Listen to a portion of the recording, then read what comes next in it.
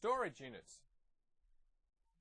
One of the useful features of Net Backup is being able to manage similar devices as a single group, called a storage unit. Net Backup supports 4 different types of storage units. Now the first storage unit type is the Media Manager storage unit. Media Manager storage includes devices like tape and optical drives as well as robots. Now it's the Media Manager's responsibility to control the mounting and allocation of the media into volumes, and we'll talk more about volumes throughout this video series. Now next we have disk storage, which as the name would imply, uses hard disks to archive your data into directories. Now due to the flexible nature of hard disk media, this is a pretty cheap way of getting fast, reliable backup storage, and of course, it's fast to restore the data in the event of an emergency. Now next we have NDMP, or Network Data Management Protocol storage units. Now to use an NDMP host, you'll need to have the Net Backup for NDMP installed, and this lets you manage these devices using Media Manager. Now finally we have disk staging storage units. Now disk staging is a 2-part process where the data is ordinarily backed up using a disk staging storage device unit, and later this data is then backed up onto a second device, which is typically a tape device.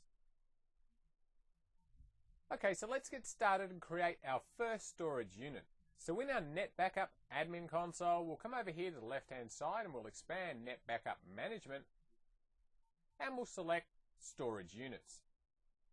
Now in the right-hand side of our console, you can see we don't have any storage units defined, so to create a new one, we could either right-click in this window here and select New, and this will allow us to create a new storage unit, or if you prefer, you can come up here to the Action menu and select New, and from our flyout menu, you can either create a new storage unit or a new storage unit group container. Now in fact, if we come over here to the left-hand side and expand storage units, you can see we do actually have a storage unit group container already by default, and this is where we'll define our groups, but we'll get to that later. So back on our right-hand side, we'll right-click and we'll select New. Alright, so we're creating a new storage unit, so the first thing we're going to have to do is give it a name, so I'm just going to call this one Test. Now next we'll need to tell our storage unit where the media server is, and of course you can see that this defaults to our current media server, which is DC. Now if you do have another media server on your network, you can click on the Browse button and locate it, or simply just type in the name of the server here. Alright, next we get to choose what type of storage unit we want to define, and we've talked about the different types here. So we could choose from a disk unit, a disk staging unit, Media Manager, or NDMP. So let's say we're planning on adding a tape drive here, for example. We could choose Media Manager, and then we can define the properties for our device. Or if it's a hard disk you want to back up to, you'd choose Disk, and so on. Now for my purposes here, I'll just select Disk. Now the next checkbox here, On Demand, is used to define whether the device we're configuring is always available. And this is the default if we're using a hard disk, or if we uncheck this box, it's only available when a schedule or policy has been configured to allow this device to be used. So in other words, where this would be useful would be, say, if you had a group of tape drives and you only wanted to use them at certain times, say for backups during the day, and you have another set of drives for overnight backups. In this scenario, we could uncheck this box, and those drives will only be made available to Net Backup at the times you specify in the schedule or the policy. Okay, in the next field we can define the path to where our disk backups will be stored, so we can either type in the path manually or click on the Browse button and go to the location of where we have our backups we want to store. And I've got a folder here called Backups, so I'm just going to select that and click on OK. But in the real world, you'll certainly want your backups to be stored somewhere other than your system drive, but for my purposes here, this is fine. Now in our maximum concurrent jobs field, we could specify the number of backup jobs that Net Backup can send to our disk unit at the same time. Now as you can see, this defaults to only one simultaneous job, but we could change that if we like. But just be aware that if you do change this back to 0, then this will disable this disk unit altogether. Now our final option here is to set the maximum fragment size, and this is useful when backing up to disk units particularly, mainly so you don't exceed the fragment size set by your operating system.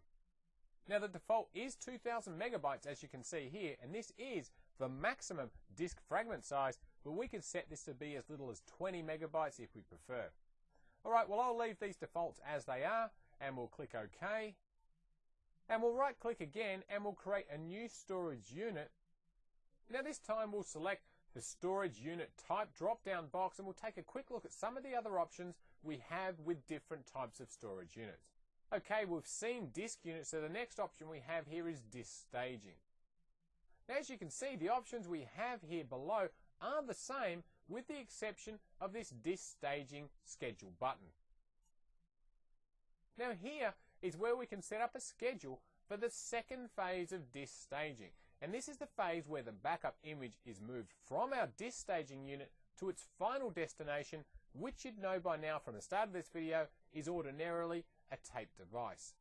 So on our default tab here, the attributes tab, you'll note here that we don't actually have a name. So if I click cancel and just enter in a new name, in fact I'll just call this one test 2, and we'll go back and click on our disk staging schedule button.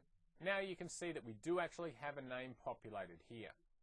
Okay, beneath the name we can set the schedule, whether it's to be based on calendar days or after the number of hours, weeks or days we'd prefer. Now if we select the calendar option, we'll get a new tab up here, and down on the left of this tab we can simply select specific dates, which is the default, recurring days of the week or recurring dates that we want to perform our disk staging. Now if we leave the default of specific dates, we can simply click inside some of these date boxes at the top, and these dates will be added to this window here at the bottom right. Now alternatively, if you prefer, you can come over here and click on the new button and add them in using this date field you see here. Now if you prefer to use specific days of the week, you could simply select this option here on the bottom left, and on the right select the days that you'd like disk staging to occur. And of course the same goes for recurring days of the month. Simply select this option here on the left, and on the right choose the dates that you want your disk staging to occur on. Now in our second tab here, the Start Window tab, here we can specify at what time we'd like to start our disk staging. Now whereas before we looked at the days or dates that disk staging would occur, here we're concerned with what time of day will actually start the disk staging process moving. Now we can select our preferred time by either clicking the left mouse button and then dragging our mouse over the top part of this window here.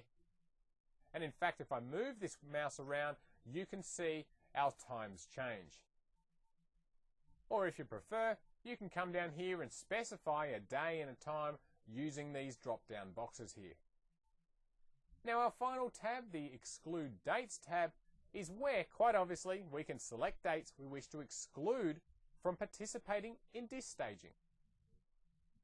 And the process is the same as we saw in our Calendar tab. Simply select the dates from the top here, or we could select the New button and then choose the dates that we wish to exclude. Okay, well let's go back to our storage unit window, and the next option we have is Media Manager. Now as we know from the discussion at the start of this video, Media Manager storage units utilize tape or optical devices for backup. Now here we can see which storage device we'll be using, and if you have more than one device, you'll be able to select it from this drop-down box. Now because my tape device here is a standalone drive and not a robotic device, you can see here that we're told our robot type is none, but of course if you are using a robotic tape device that's supported by Net Backup, then you'll see the make and model of the device listed here, as well as the density and the robot number. Now we can also choose the number of drives that we can use concurrently for our backups. Now this should go without saying, but if you only have a single drive in your system, then you'll leave this default here at 1. But if you have more than one drive available, then you can select more drives here, but obviously only up to the amount of drives that you have connected. Now we can also select the number of backups that NetBackup can multiplex onto a single drive, and this feature allows NetBackup to receive multiple backups from one or more clients and send these backups to a single drive in your storage unit. And finally, we can specify the largest fragment size we'll allow NetBackup to create when storing backups, and we've already spoken about this. Okay, if we go back to our drop-down box here, the only other option we really have is to specify an NDMP host, and the only real addition we'll need to provide here is the name of our NDMP host. Alright, well we'll cancel this now, and we'll come over here to the left-hand side of our NetBackup console, and we'll select Storage Unit Groups. Now on the right-hand side of our console, you can see we don't have any storage unit groups defined, so we'll right-click and we'll select New. Now creating a storage unit group is incredibly easy. All we need to do is give our new storage unit group a name, and I'll just call this one Group to make it easy to identify. And our final step is to add in any storage units into our group.